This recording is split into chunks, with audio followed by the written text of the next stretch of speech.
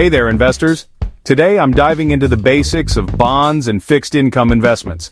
If you're looking for stable returns and lower risk, bonds might be your go-to. So, what exactly are bonds? In simple terms, when you buy a bond, you're lending money to an entity, be it a government, municipality, or corporation. In return, they promise to pay you back with interest over a set period. This interest is typically paid out twice a year. Now, bonds come in various forms. You've got treasury bonds, which are backed by the US government and considered very safe.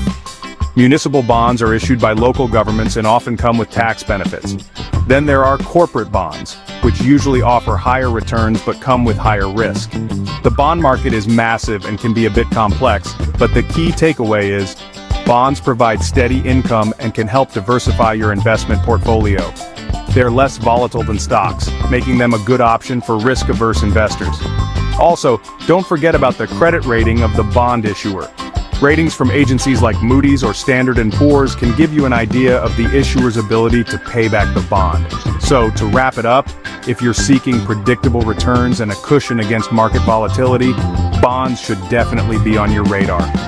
They're not just for retirees, they can play a crucial role in any diversified investment strategy. That's it for today.